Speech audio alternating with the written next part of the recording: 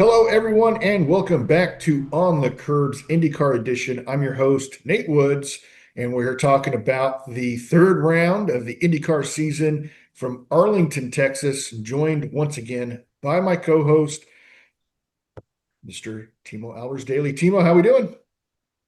Not bad, thank you very much. Better than Mr. Rosenquist, as we were just discussing Yeah, pre-races. I had missed his post-race penalty, unfortunately, so I'm not moving as badly as he might be after what was a very nice race up to that point. But yeah.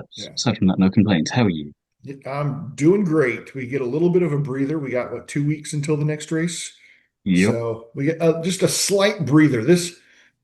I appreciate uh, the races at the front of the season. For so many years we complained about going to St. Pete and then having a month off, and now we've got five races in a month and a half.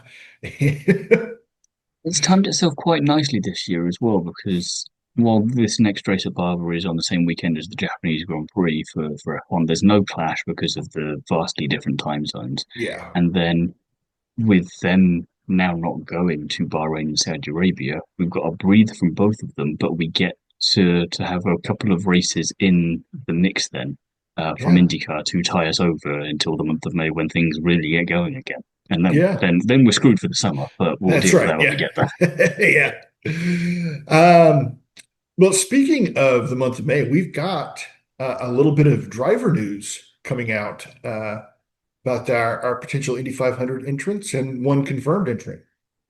Yeah, Connor Daly is back and he'll be driving for Brian Reinhold in this year's race, which I'm quite happy about because he's a driver for me where I feel like there is unfinished business, but I just don't know if he's ever going to get the chance to finish it.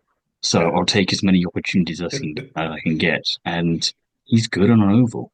And you stick him Sure on the is. biggest oval that we've got, maybe we can get something magical to happen. And this is the first wild card-ish driver I think that we know is going to be there. I think Ed Carpenter's already said he's going to be there, but Yeah. that was always sort of a given. So we're getting into the territory now of drivers we'd like to see, but we weren't sure if we were going to. And I don't think anyone had a bad thing to say about Conor Daly coming back. Yeah. Well, of course, when your stepdad is the president of the series, that also helps a little bit. So Only a little bit though. Didn't guarantee yeah, anything. just a little bit. But yeah, with all the mix-ups that we're having in the F1, F2 series, with some race cancellations and some openings in their calendar, kind of opens the door for a previous IndyCar driver to come back. Yeah, and Nate Wood's favourite, as many people are calling it these days. Dan Harris hasn't, crucially, dismissed the rumours of Colton Herta competing in the race this year too.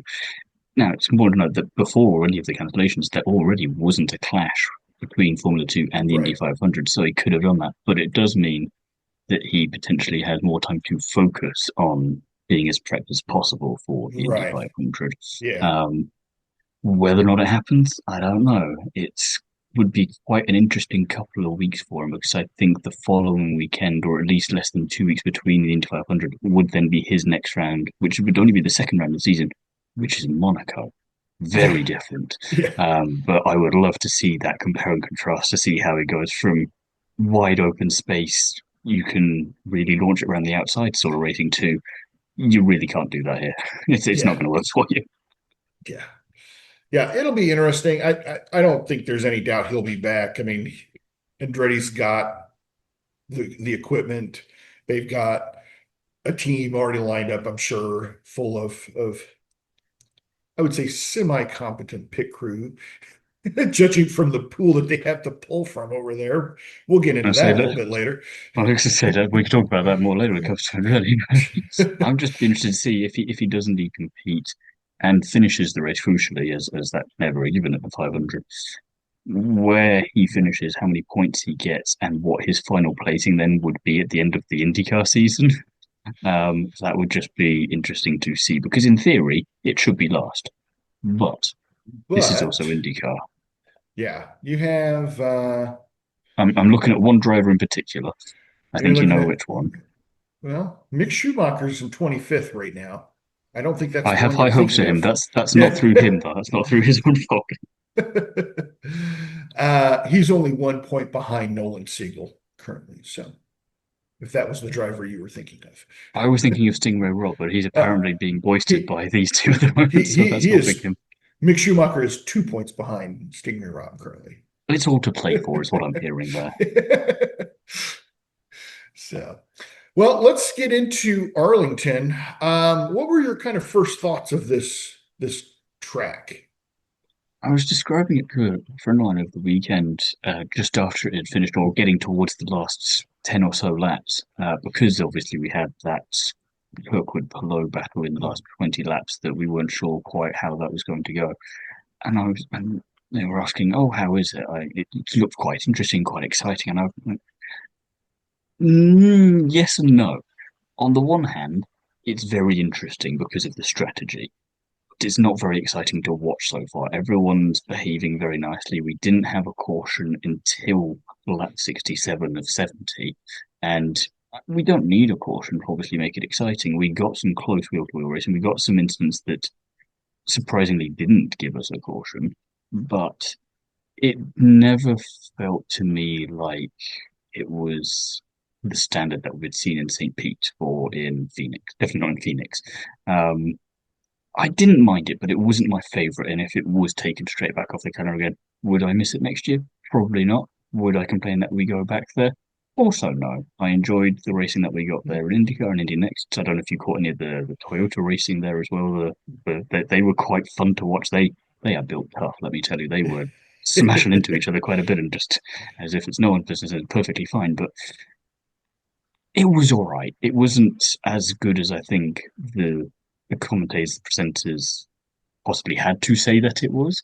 Um, but I've seen worse. I've seen worse. I'm kind of both a glass half full and half empty at the same time. I don't know how Yeah, to feel. yeah, this was definitely a driver's track.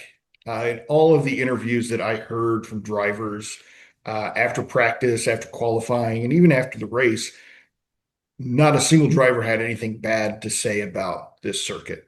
Which is And what I found so interesting because I was yeah, watching it thinking, are you having to say that, or do you genuinely it, believe that? yeah, Because it's the one thing we can't compare for ourselves because we can't get in the right. cars. Yeah. And it was a decent race to watch, but I think probably from a spectator standpoint, if you were there, you probably didn't enjoy the race, I'm guessing, just because even though there was a true stadium section of the track like we have in what Mexico has a stadium section. There's one in Asia that has a stadium section in it, but it just seemed kind of lackluster watching it on TV. Um, Which was I surprising, enjoy I think, after I what we'd seen enjoyed in it. practice and Yeah. qualifying. So it's had Yeah. all this drama and intrigue and Mhm. potential build up, and then the Yeah. race came and everyone just sort of behaved. I enjoyed the race. But I think maybe it was just because we saw drivers overcome adversity in the pits and uh and finish well. I think that was the part of the intrigue for me that kind of elevated it above a meh race. Um, Important question. Arlington, Thermal Club. I think even though we didn't get as much action on track as I would have hoped, it's certainly better than Thermal Club. Uh, I It's think, past the bar. It can come back next year. I mean, Nate's got his stamp of approval on it you now. can roll that question back out when we get to Markham later in the season, though.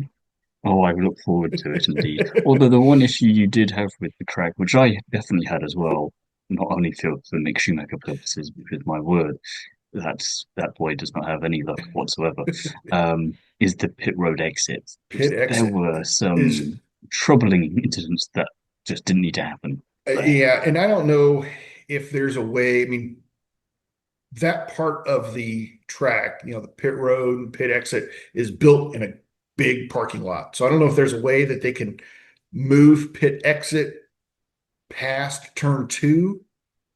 Um, It's just something I find fascinating. You're building or designing a track from scratch, and you don't take something like that into into consideration. consideration. Yeah. You have cars that are coming into a braking zone, a small braking zone anyway, because they're immediately coming out of turn one and setting up for turn two. Um, but you have drivers that are setting up for an apex into turn two, as there are cars that are making a straight line exit out of pit road.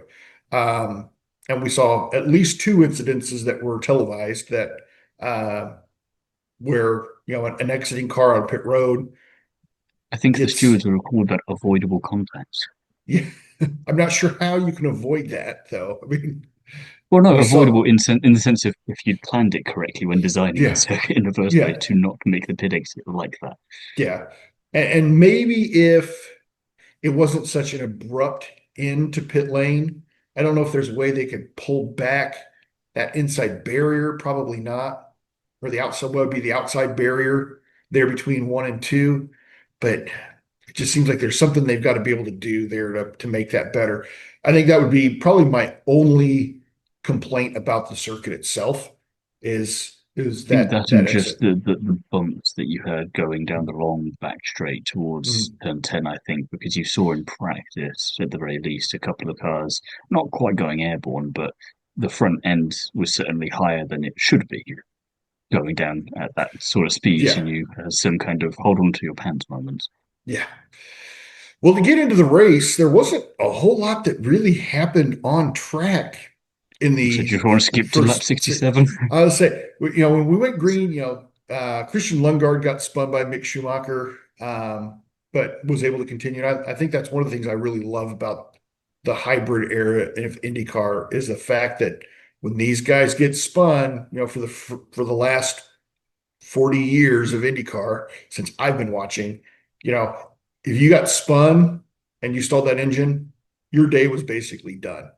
They're going to throw a caution. They're going to bring out some safety crew workers that can probably get the car restarted for you, but you're going to be at the back of the field. You're going to get a tow back to the pits. It was just done. And now these guys can just fire these things right back up and get going again, which I think really helps in some aspects for not ruining drivers' days, but it also gives us a lot longer green flag stints. Yes, which we got for quite a while. I mean, we always make sure I have some race notes here, courtesy of you as you're watching, and I always have a read back through them to remind myself, is there anything maybe I missed that you caught? Not on this occasion. On this occasion, it was just pretty much, yep, I remember all of this as we go. You get to halfway, everything's still perfectly dandy. Schumacher again has another issue on lap 39, as we were saying, that pesky pit exit, Yeah. kind of collides with New Garden. And you think he's had this penalty for the contact with Lundgaard. He Mhm. dropped to the back. He's just making up some time because he's like I say, green flag racing. It's perfect for him. He's like, okay, I can just keep on keeping on and just get on with it. And then he gets spun round, Yeah. and he goes all the way back to where he started, and he's even further from the one car ahead of him to not Yeah. be last, and you just have to sigh and just feel very sorry for him because he just can't seem to catch a break at the moment. But fortunately, well, that 56 is when we finally got a bit of action, and we got a bit of a build up to that with the final sort of pit strategies. But we got this excellent Kirkwood Palou battle that, as they were saying in commentary, we haven't really seen this for a good while. I think Long Beach last year would be the last Yeah. time we saw someone taking a straight fight to Palou and beating him on a Yeah. street circuit at the very least. I know that Rasmussen obviously did it to him on his way to victory last season, but it's not something you see that often. And it didn't, I don't want to say it looked easy, but it didn't look difficult once he It got really there, didn't. which was Yeah. remarkable. The pass that Kirkwood put on Pelot was an opportunistic pass, I would say. Hmm. I don't think Pelot was quite ready. Ricardo-esque in terms of I'm going to take this opportunity and be the last one on the Yeah, brakes. yeah. You're gonna give Kirkwood half a lane, and he's gonna take the whole thing. And you know, it felt like, yes, it was an opportunistic pass, but once Kirkwood got past, it wasn't like Pelot was even in the picture anymore. But just a couple laps later, he was already 2 seconds ahead, and Hmm. uh, it just felt like, all right, this is Kirkwood's day. This is the Kirkwood we wanted to see throughout last season, and the one Yeah. we've talked a little bit about in the last couple episodes about St. Pete and Phoenix going. He's showing good pace, he's showing good consistency. I wonder if he's learned from the drop off in performance that happened in the second half of last season. And we won't know that for certain until we get the second half of this season. But he's Yeah. at least still starting as strong, if not stronger, than he did last year, which is encouraging because Yeah. we keep questioning who's going to be the driver to take the fight to Palou this year. And we thought after last weekend, well, hey, Newgarden's back. That didn't last long. So Kirkwood, okay, let's go with you instead this week. Let's Yeah. see what we can do. Well, we had back-to-back cautions to end the race, which, if this would have been a highly competitive race, I would have been a little upset about. A race ending under caution. This one, I didn't quite mind actually finishing under caution. Um, No, which again is a rare occurrence, like you say. yeah, yeah. We had lap 67. We were only 4 laps from the end. Christian Rasmussen noses into the wall after losing power to the car, and then on the restart with 1 lap remaining, yeah, it sounded like Nolan Siegel got tagged by a driver, and then that's how he got into Grosjean. Yeah, I didn't catch who might have tagged him in particular, but it was a bit of an anticlimax when that second caution flag came out. We're waiting the whole race for cautions, and then Yeah, when the second one comes along, that's kind of we don't really need I, that now. if I remember correctly, I believe it was Kiffin Simpson. That would unfortunately still just about track.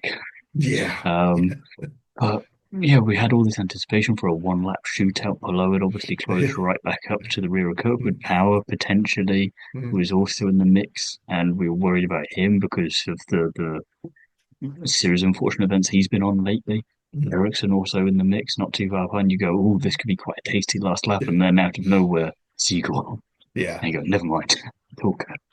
Although Power had saved an awful lot of push to pass, Hmm. I think he That still was had where the over. excitement was. I was like, Yeah, imagine if he now pulls this out of the bag. but I mean, you got a guy that was out there on what, 30 lap old tires, maybe 35 lap tires. I don't remember how. I mean, he was uh, Never underestimate willpower, though. definitely on one of the oldest sets of tires on the track. He wouldn't. I don't think he would have had the rubber to put the fight to Palou or Kirkwood. But it's Let me always dream. fun to dream. Yes, yes. But yeah, Kirkwood wins and Palou second, Power third, Ericsson fourth, and Pato Award another top five finish for him this year. Yeah, another consistent drive from him, and in a weekend where it was not great if you're Aston Martin powered by Honda, it was an absolutely excellent weekend if you're an IndyCar driver powered by Honda because it Yeah, really yeah, showed a compare and right. contrast. So locking Yeah, out the podium, can't even finish the race. It was quite the differential, but one that I enjoyed nonetheless because it's also, and correct me if I'm wrong, Honda, they don't obviously supply the majority of the cars and drivers in IndyCar. That's mm, more Chevrolet's deal. So for yeah. them to lock out the podium in that way, it's nice when it happens for them because I would have to defer to you to when was the last time they won the manufacturer's trophy. Um, it's probably been a while, mainly just because of the sheer number of cars powered by Chev. Yeah, We'll get back to that for Barber. I'll let you do yeah, the research yeah. for that one because I'll it's do the clearly not research been on that recently one. from the Yeah, look on your face there. yeah. It can't be recent. So, um, team by team analysis. I'd like to talk about Andretti Global first. I'm going to skip By all ahead, means. and I think this team finishing all three cars in the top five. Number one, that's amazing. Ericsson on the pole, and Kirkwood winning the race. I think we finally see a glimpse of what this team should be week in, week out. You Um, see what they sold power on. yeah, and I mean their pit crews did everything they could to ruin all three of these drivers' days. I mean, it wasn't uncharacteristic for Andretti to have problems on pit road, but Kirkwood had continual problems. I don't know if he had a clean pit stop all day and still The went out spirit and of won the Colton race. Herta was indeed Yeah. present. Yes, And the last time we saw it this calamitously was in Detroit, and that obviously has the same pit layout hmm as Arlington. that's So true. that's where my supernatural suspicions come into play. I mean, I don't know if they're using weaker magnets on those wheel guns to hold those wheel nuts in place, but it seemed like every single one of these three drivers had an issue on pit road with either a dropped wheel nut or right front tire changer releasing a car early in the case of Will Power. You know, it just I don't understand. And coming from a pit road guy background, it just blows my mind that a team this big can feel so incompetent at times. Maybe it was work experience day. You never know. They might have just been going, it's a new race. We don't know what to expect. They thought it'd be a good time to throw in the new kids at the deep end, get some good Yeah, experience. There'll be a lot of cautions. Let's have yeah, them under pressure. yeah. Didn't quite work out. But if that was Great. blowing your mind, what blew my mind was when Marcus Ericsson got pole position on Saturday, Yeah, because I did not realise the extent of how long he has been waiting for this. Because I missed his peak, let's say, or his first peak, if we'll be kind, in hmm, IndyCar. So yeah, I was like, I'll get back to that at some point. I'll check out the stats and all the rest of it. I thought for sure he had at least a few pole positions in the bag. No, senor, he did not. This yeah, was his first pole position, not only in IndyCar, but in any racing series since 2013. And the last time he got pole position then was back when Formula 2 didn't exist. It was GP2, and it was in yeah, Silverstone. That's how long ago it would have been. And it's such a mixed bag for him, I feel like, this weekend, because he'll have been gutted to have missed out both on the win and the podium. And I mm, feel like that first pit stop was the main culprit for it. yeah, Um, but at the same time, this is one of the strongest things we've seen from him lately. Definitely since I've started watching IndyCar. His race here and his race in St. Pete, for me, they've been the kind of bounce back he needed after last year. And I hope that can continue. Power felt yeah, like he had a bit of an all or nothing strategy as well, which feels very Will Power. He's sort of emulating his inner Scott Dixon in the sense of let's try something mhm, radical here, and it worked. He got on the podium, so it was indeed third time's the mhm, charm. I think I yeah, said that somewhere within the last week or so. I hope it yeah, was on here, and for once I'm right. And then you combine it with Kirkwood genuinely taking on Palou and beating him, as we mentioned earlier. It yeah. I gave us think this glimpse, like you say. I think Power's tire strategy was definitely, especially during the first stint of the race, was I don't want to say questionable, but gutsy to leave Hmm. him out um, for 20 laps on alternate tires. When you had people like Scott Dixon had pitted twice in that same time frame to eat through his red tires. Scott And Dixon's so strategy made Powers look quite sensible. that's true. Yeah. Yeah. As far as Ericsson, I think he has to be pleased with this weekend. Even though he didn't get the podium, he didn't get a win. To collect that pole in a top tier racing series like IndyCar is always going to be something you can hang your hat on. And I I just hope we think don't have to wait 13 years for his next pole position. that's true. We're racing in a senior series somewhere at that point.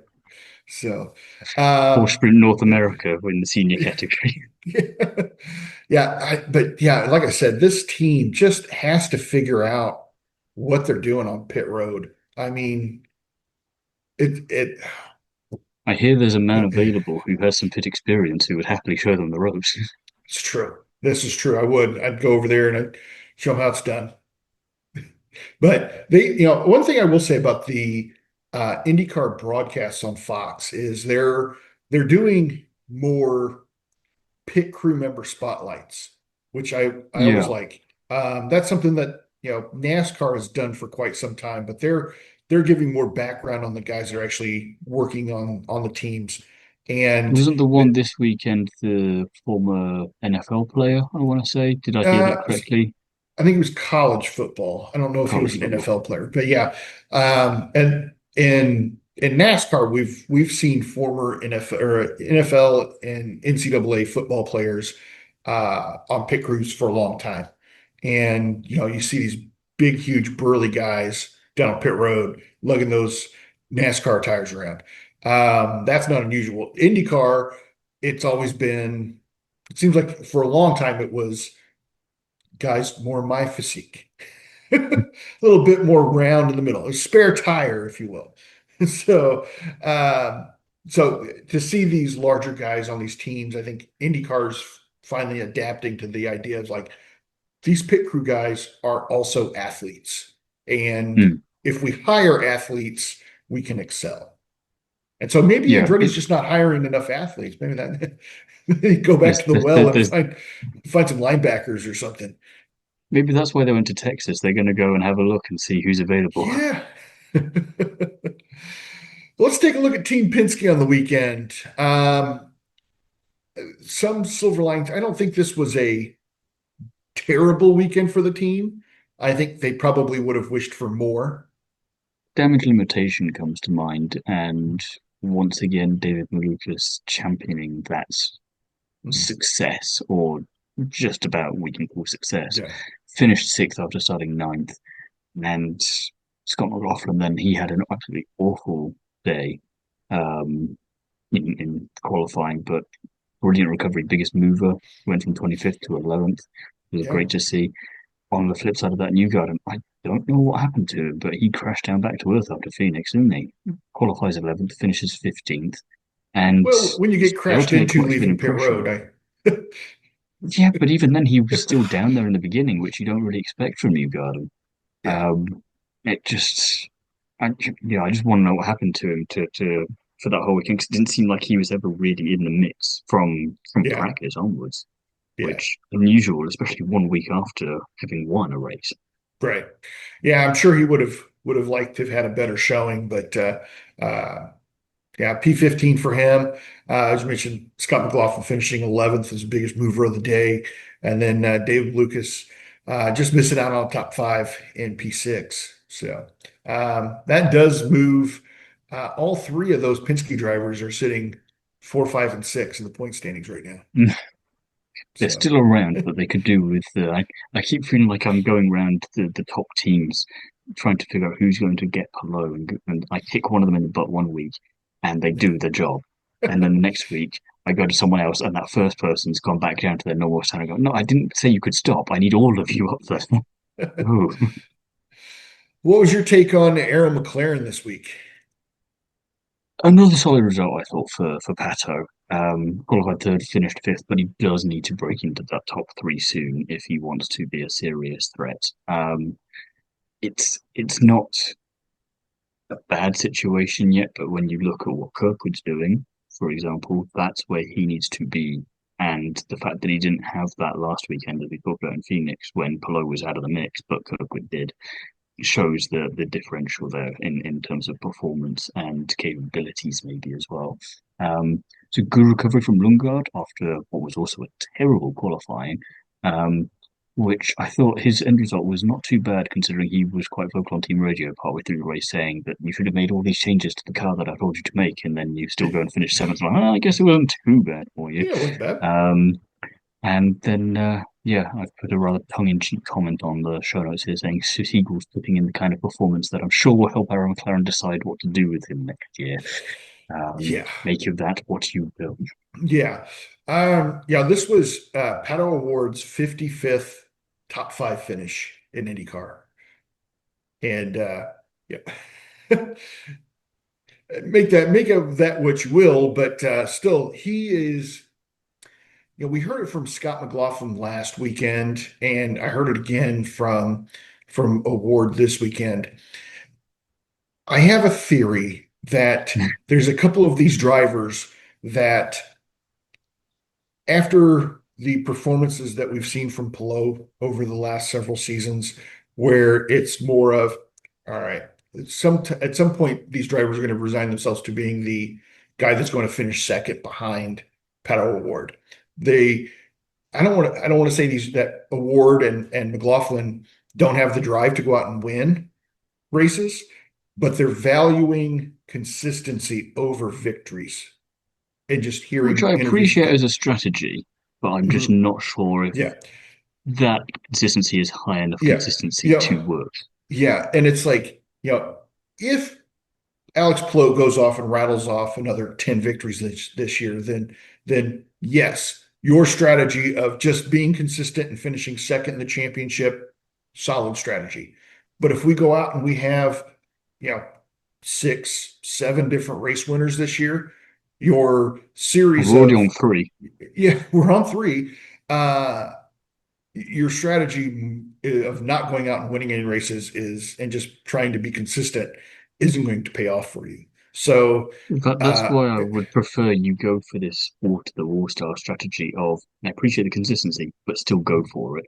And okay, maybe at the end of the year, you look back and go, okay, these couple of races screwed me over, but I still finished second. So what did I lose? yeah, Not much really in the grand scheme of things. If you're already thinking about that second place, then yeah, maybe you don't deserve that championship to begin with. yeah, yeah. Chip Ganassi Racing. Uh, I think other than Kiffin Simpson and not having the best weekend, which I don't think was necessarily unexpected. I think, Palou with second and Dixon with a great recovery finishing eighth, I think was a about as good of a result as Ganassi could hope for. Yeah, I think it was definitely the bounce back that Hull needed after Phoenix, and he'll still be a little miffed that he had the win taken from him, but I think, as we were just talking about with that consistency, he has that consistency that can still win him a championship. Yeah. And him losing in this manner, if anything, just makes him more dangerous, which is a reassuring thought for us to go to bed thinking about every night. Um, Dixon continues to frustrate me because he feels like he wants to just challenge himself unnecessarily by qualifying terribly Yeah. all of the time. Qualifies 20th, finishes eighth with a brilliant force top strategy, which was just Yeah. ridiculous. Um, but then makes his way up into that top 10 solidly enough. You'd love to see it. And it was, I think the commentary team were even going, wait, Dixon, top 10. How the heck has he got into that position? Where's he come from? Because he just kind Yeah. of snuck in there.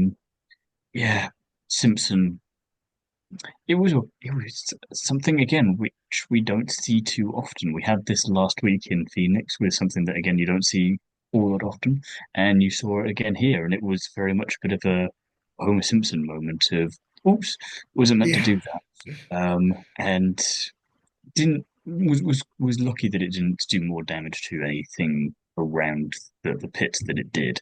Um, but the penalty did essentially finish him off because of the caution-free nature of the majority of the race. Um, so I, I, I'll allow it though because he's had a strong first couple of races. So Yeah. you get this one free, bounce back in Barber, and I'll forget about it. Yeah. I think, bringing both Dixon and Simpson in on lap five and putting them on the same strategy was a benefit for Simpson in the first half of the race to Right kind up of until say, it wasn't. yeah, right until it wasn't. But, getting him you know, bring him, it was only what, maybe 5 seconds behind Dixon going into that lap five stop. And so, putting them on the same strategy so they can run together or at least near each other, I think is a benefit for Simpson. Um, but, mentioned earlier, we brought Dixon back in on lap 16 for a second stop. Was a little bit of a bold strategy. Um, Even but hardly. considering we had drivers that like willpower that had their alternate tires last they were able to get 20 laps out of them You had all and of the strategies between the two of them in terms of how far you could push it and how little you were going to push it. yeah, no kidding. And just it from that standpoint it made for a really interesting through line for the race for me and seeing okay, Dixon is off of his alternate tires, his two sets of alternate tires he's required to use before Will Power has ended his one stint. And so it's like, okay, well, let's see how this plays out. It was worth watching. Um, I And I think think both strategies, considering where each driver started, was worth the yeah, risk that was they worth it. took. Yeah, Because, Power started just off the podium, got that podium. Dixon had nothing to lose because, again, he keeps making it difficult for himself by qualifying so low down. So he can afford to take these risks and go, well, I'm just having a bit of fun. And as we saw last year, at some point, he'll get a win out of it. So yeah, you can't yeah. fault him, but you can That's be right. frustrated. Yes, you can. I think, in regards to Palou, I think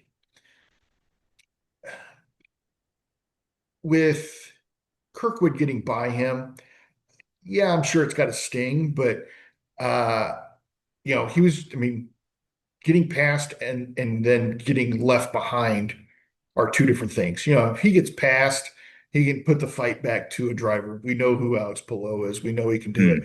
But to get past and then just kind of get left behind, um, So that in itself that's doesn't happen very often. You look at Roglic uncharacteristic last for year, him. Yeah.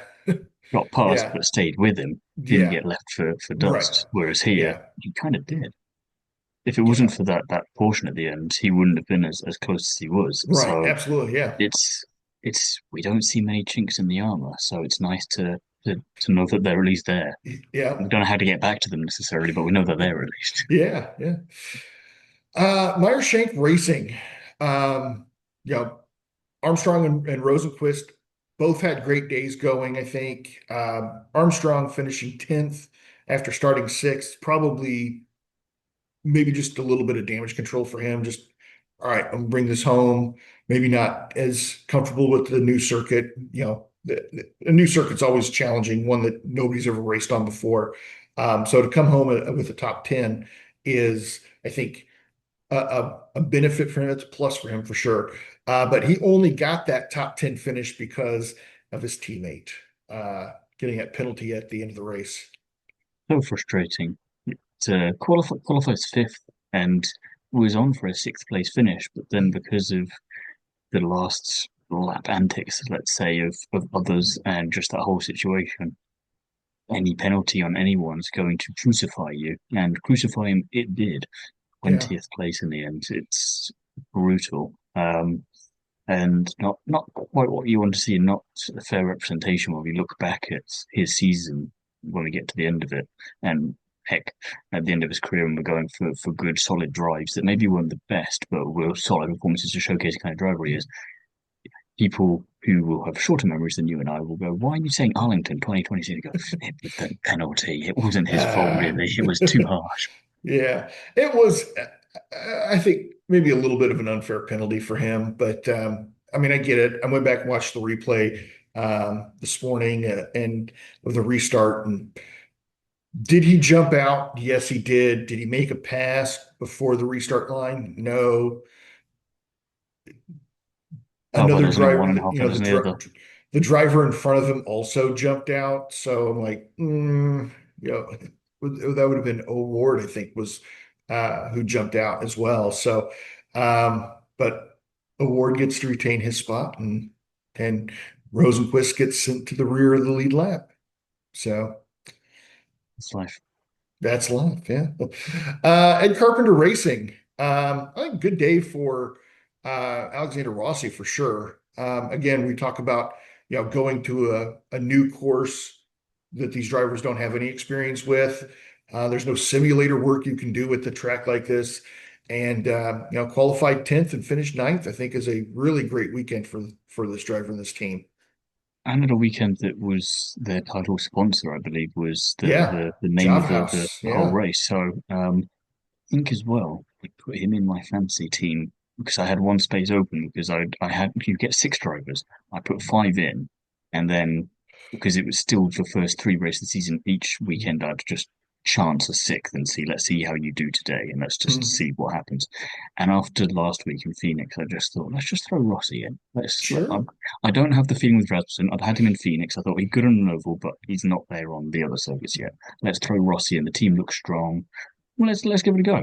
Very glad I did. Worked a Yeah. charm. Well, it's a Um, good thing you didn't pick Rasmussen as your sixth driver. I'm glad I didn't have him on a rolling contract. Indeed, not sure Yeah, what happened to him though. It was a power loss issue from Ah, what I had read. Going into the final stage of the race, when we had what 4 laps to go, when he kind of just nosed it into the barrier at the pit exit, and it made for a quick caution flag because he very stopped at quick. like the best spot on the track, and um, but We yeah, showed the other drivers if you're going to have an issue at pit exit, do it there and do it like that. Don't yeah. involve others. Yeah. Qualified eighth, but then finished last and 25th. Obviously a non-attrition race. So it's you get that far into the race, 4 laps from the end, and you exit and you still finish last. It's like, oh, that's kind of heartbreaking almost. Yeah, Uh, best to just move on if you're Christian Rasmussen, I think. yeah, yeah. But interesting race for Rossi. Kind of stringing a couple good showings together. It makes me hope that he's not peaking Hmm. too early in a season. Because we know what he's capable of at Indianapolis. And the last thing you want to do is be like Kyle Kirkwood and have a great, fantastic start to the season and then run a string of bad finishes off when the money's on the table, we'll say. So Yeah, yeah. It's we'll have to wait and see, unfortunately, on that one. We can't or shouldn't rather yeah, predict anything like yeah, that, knowing the history that you and I have on that yeah, front. But keep my fingers crossed and a little bit like Kirkwood, as you say, let's hope that they don't make the mistakes of yesteryear. It would be nice. Regardless of what the end result is, at least it won't be because of anything that they suddenly did in dropping off in terms of performance. yeah. Um, A.J Foyt Racing. This is a team that just kind of flew under the radar all day, I feel like. Yeah, it wasn't until sort of the end result and comparing and contrasting the two Mhm. drives with each other that you go, oh, there's a little bit of intrigue under the surface here, but you just didn't see any of it. Um, Colette really did school Ferrucci for the second weekend in a row, it feels Yeah, like. Rookie of the day as well. He started 16th, finished 12th, whereas Ferrucci started 12th, finished 17th, and yeah, a little bit like in Phoenix, showed flashes occasionally of doing something, but then wasn't poked enough with the stick by the looks of things and ended up not really doing much of anything. And I don't know what he did at all to well, in any part of the race, actually. I think we only saw him a couple of times, and that was more in the background of shots, which yeah. is uncharacteristic for him.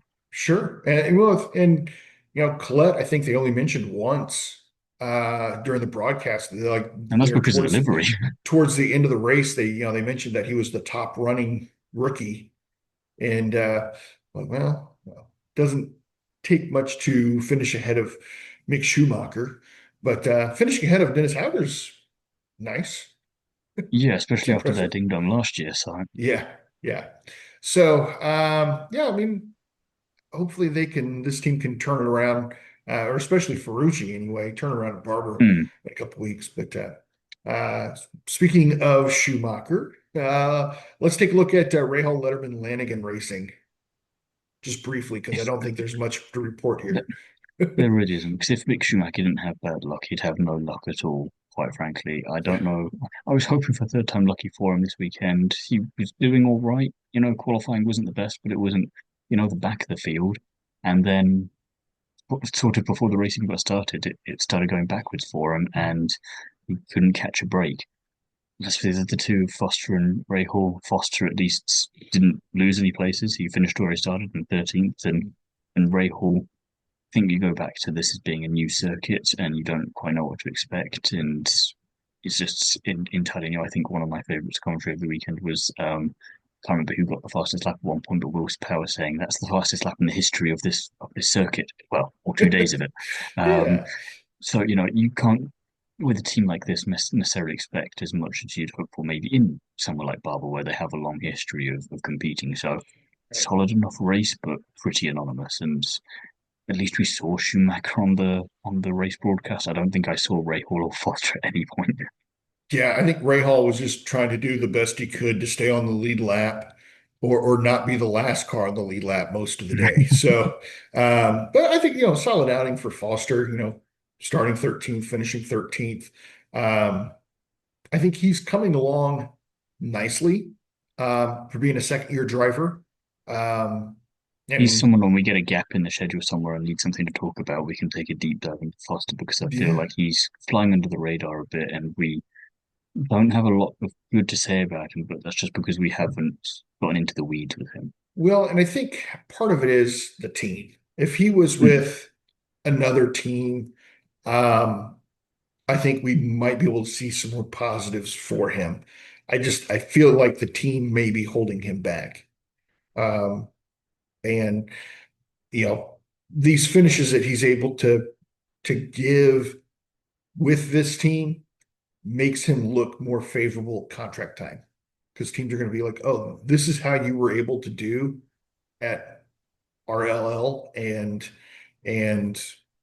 Or well, even let's see with what you that can do same team better. itself, and you go, well, you know, I'm a stable pair of hands, I'm Mhm. consistent, I'm building up, Yeah, I'm dragging the maximum performance out of the machinery that I'm given. There's no reason for you to replace me in the same way that it's true too. Di Francesco was very replaceable for this Yeah, season. yeah, yeah. Whatever happened to that guy? Hey, maybe he'll be back for the 500. We get a fourth seat over at Rahal. There's there's a bold prediction just appearing. Never mind any results you want to attach to that reappearance. Right.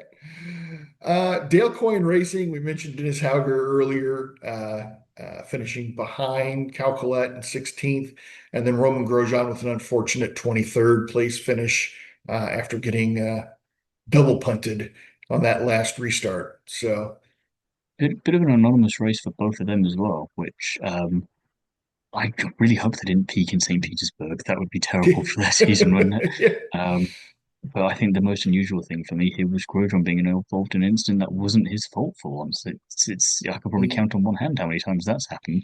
Yeah. So it's yeah, bizarre, but really not much to say. They Yeah. initially were going to both finish ahead of where they started, even if it wasn't by much, so it looked all right. But obviously Grosjean taken out of the equation by much by a seagull not native to Texas.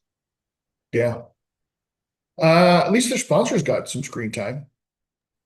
Yeah. Well, that's what you want, right? If you Yeah. can't get into the fast six and have the one lap shootout for maximum Right. sponsors, then this is the alternative. That's right. This is how you get screen time.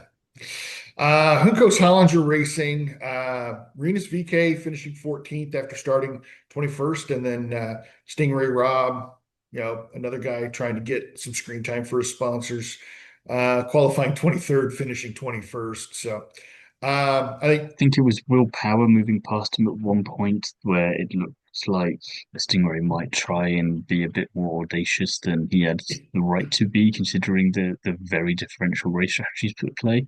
But apart from it, didn't see him. And VK, I think it's I'm still trying to figure out the team's capabilities in a sense. I need to look at them more closely in their history over the last few years, in particular, to see if I'm happy or not with them. But I think him moving up the solid seven positions isn't terrible yeah, for the team that I would think safely put at the back of the field at the moment in mm, terms of overall performance capabilities. So for him to drag a 14th place out of it isn't the worst, but I can understand why you might be disappointed with them. Just in every aspect, I suppose. I expect a little bit more from this team. This is a team that, like, I could compare them with Rahal Letterman, in the fact that this is a team that has dumped a lot of money into this season in acquiring talent behind the scenes. Um, and so I kind of expect a little bit more. You've got what Renus is in 15th in the point standings right now. Now it's very tight still with only 3 races into the season. He's in a three-way tie with Graham Rahal and Kiffin Simpson. But if you're going to be in a three-way tie, you want to be in a three-way tie with like Armstrong and Erickson, or Dennis Hauger and Will Power. Um, you know, we know what Renus is capable of, and if we just get him a little bit more consistency instead of having just semi-strong outings, I think that's going to be what's going to carry this team. Because quite frankly, we're not going to be able to rely on Stingray Rob to carry the team. So The evidence we have at present does not support that No. notion. No. Yeah, no. So point standings leaving the third round. We've got a new leader in the point standings. Third Uh, race, third different points leader that's right. And third different winner. So from the Kirkwood third different is, team. yeah, third different team. Kirkwood's leading. Paddle Award's 26 points behind. And then Award with his consistency strategy, 33 points behind, tied with Newgarden. Yeah, who's got a less consistent strategy behind him, but also Right. 33 points behind. So Yeah. interesting how that works out and Yeah. kind of reinforces my argument from earlier on that one. And yeah, McLaughlin not too far behind either, Yeah. which I know it's early, but it's nice to see he's in the mix. But you've got to think that if Power and Ericsson can continue on this Mhm. trajectory, they'll be firmly back in there Mhm. not too long from now, hopefully heading into the month of May. But we're going to head into your favorite section now. So you can tell me, Mr. Woods, who is your hot pick for Arlington? I'm going with the Andretti drivers. I'm going with the lineup just because all three of them had solid weekends. I mean, we know with uh Kirkwood taking the win, Power rounding out the podium, Ericsson having the pole and finishing fourth. I think that's just a uh, that's a more solid effort than we've seen from this lineup of or the team's lineup of drivers in a long time. It's quite funny how last weekend in Phoenix we saw all three Penske's up there really in the Yep. fight, and Mhm. then following weekend our turn, and we're going to bash it about. I Yeah. wonder, is Kevin Simpson going to be there for Barber and go along with Scott Dixon, Yeah, and that's right. or is Nolan Siegel going to wake up and perform at Barber instead, and we get all three Mm, Arrow McLarens up there? You never know, is all yeah, I'm you saying never there, know. Nate. Before Yeah. you shoot me down immediately, I will believe your theory when you put Nolan Siegel as your sixth driver. you'll believe a Siegel can fly. Who is your hot driver for the weekend? I went a bit left field, a bit unconventional, and I said Kyle Collette just because two solid weekends back to back now outperforms his much more experienced teammate, and then, as we said, has the accolade of highest finishing rookie, which admittedly was a little bit easier to do this weekend than normal.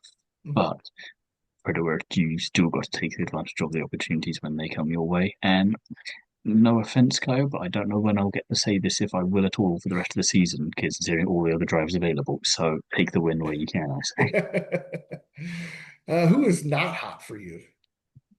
I'll go with Joseph Newgarden. I know he had the incident coming out of the pits twice, um, but he just didn't look on it at all from the start of the weekend right till the end. And coming off a pretty strong win in Phoenix was a heck of a way to back to reality. I don't want to say, but have now said. So yeah, that's my tough love motivation for him to do better in Barber. Yeah, for How about me, yourself? yeah, for me, uh, this isn't the first time I think I've awarded these guys the not hot. I think this might Probably be Detroit last year. I think this may be the third or fourth time over several. I'd have to go back through our show notes, but Andretti pit crews, I mean, just looked like a barrel of monkeys climbing over each other trying to get these pit stops done. I Well, mean, there's an idea. it just no fault of the drivers. I mean, the drivers had good pit entries, had good pit exits, good lap ins, lap outs. It's just the pit crews just aren't able to put it together. And it seems like every race we go to, we're saying something about one of the pit crews, and then we have a race where we have to say something about all three teams' pit crews. It's just They like, listen to the podcast and just want to aggravate you even more. Go, let's do it for all three of them this time. Let's that's drive right. that man mad. Yeah. Just they got to do something over there. I'm not sure what it is, but something has to change for a top tier team to be this incompetent.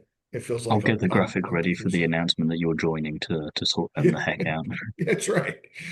But for me, the hard luck award I'm going to give to Felix Rosenquist. I think I just Justified. getting that penalty, questionable penalty, I would say, and getting knocked to the rear of the lead lap. When there's no laps left to run and try to recover anything from. It seems a little harsh. to me. Very, very much so. I And think I think for you, we kind of all know who you're going to pick. I said last week I didn't want this to be the case, and the universe decided to mock me first. So I have once again gone for Mick Schumacher. Gosh darn it. Because as I said earlier, if he didn't have bad luck, he'd have no luck at all. And now I've Oh, got to say, fourth time's the charm for Barber, and let's see what yeah. happens. And it's the frustrating thing because obviously the definition of hard luck awards is that you just had some hard luck. And this is the thing, we've had three races in a row now where it's not really been his fault that he's been taken out. And you go, okay, the first one, wrong place, wrong time. Second one, it was the pits. Third time, you have another race incident, but on like the other way of showing that. I'm like, Right. there isn't another way for this to go wrong now, is there? Yeah. I'm trying to think, I'm trying to game out all the other scenarios of what could be just really unfortunate luck. I'm going, can we? Okay, we can go back to the start maybe if we have to, but I'd rather just have a race where we can just have it go well for him. Right. Yeah. But yeah, yeah, we're not going to get that in these opening three rounds at least. So Right. here's hoping for better next time, as Yeah. I Right. hopefully don't have to say after Barber.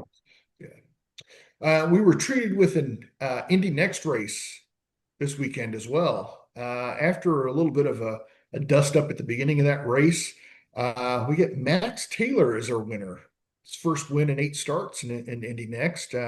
Definitely one of the drivers to watch this season. I think he could be definitely a name that we see move up to IndyCar soon as well. So, Yeah, he. I was going to say he was emulating Carl Kirkwood, but maybe Carl Kirkwood was emulating him with the overtake on Palou because the overtakes that Taylor did to get to the front of the field were baller. There's no other word for it. He just launched the car into places that you weren't expecting it to be and pulled it off. He had so much kind of tail wagging happy car syndrome that you were amazed he could keep it all together at points. Um, and definitely caught Fittipaldi off guard, I think, when he got past him yeah, for second. Um, and yeah, it was just nice to see that because again, I think this field of Indian X drivers, I obviously know the likes of Fittipaldi and Correa and Rowe and Hughes, not that they've been anywhere this season so far. Um, and so it was just nice to have a race where I have no skin in the game. I just know a few people. I know mhm, what some are capable of, but just enjoy it for the pure racing that it is. And we got a good race out of it. yeah. Mentioned Fittipaldi. He finished second, and Kucharzik finished third. It's a Consistent from him. I think it's yeah, his second, third place, isn't second, third place. Yeah. Um, and I got his name right this time, first try. it? So been Excellent. practicing, and Every day in uh, front of the mirror for 10 minutes. that's right. So yeah, I think as we get further into that Indy next season, that's really going to be a fun one to watch. I think it Mm. feels like where There's not an last obvious year, front runner yet. yeah, last year, Dennis Howard was just there, just rattling off wins, Alex Palou style, and just it was by the time we got to Indianapolis, it almost felt like foregone conclusion that he was going Mm. to win the championship. And I don't get that feeling this year, which is No, great. And I'm starting to get that feeling about IndyCar season, but don't I do it just yet. just there's just something in the back of my mind. It's like, man, Alex Palou's still there. It's not like he's going anywhere. He's still sitting in second in points. Um, so yeah, I think that's gonna be a fun one to watch. I'm looking forward to the month of May where I can go out and see these guys live and in person. Uh, Mm. see what they can throw down. But yeah, our next race is coming up in a few weeks. We're going back to Barber, and I See was what going kind of back antics we through. get up to this time. Yeah, we've got Always a good race. five. We've got five previous winners in the field, and Hello. it's going to be the usual suspects for you if you're wanting to guess. So Yes, you Flo won last year, of course. New Scott Garden, I want to say. yeah, Newgarden was a two-time winner in McLaughlin. 2017, 2018. Yeah, McLaughlin was winner in 23 and 24. I've got to say Um, Dixon's won there as well because he's won almost everywhere. um, no. He's not. Has not Interesting. won a race there. Well, Um, Scott, this is your time to shine. yeah, Fix that Petto accolade. Award. Yeah, Petto Award won in 22, and then we go all the way back to Is it willpower by 2011. any chance? Willpower. There's only a few, small Well, selection of yeah, drivers that if that it's could not be. going to be if it's not going to be Scott Dixon, then it's going to have to be willpower, right? Yeah. I think that's going to make for a fun race. You get that many previous winners that are still contenders. Hmm. This is going And to be a Scott fun, Dixon. and Scott Dixon, who's going to pit on lap 3 and try After to make after qualifying in 30th somehow, just to make things even more difficult for himself. yeah. So I'm looking forward to it. Barber's always a fun race. I was like that course Hmm. and uh, should be a fun one. I'm looking forward to it. So I think that just about wraps it up for us this week. Thiemo, appreciate you being with us, and we will see everybody in the next episode.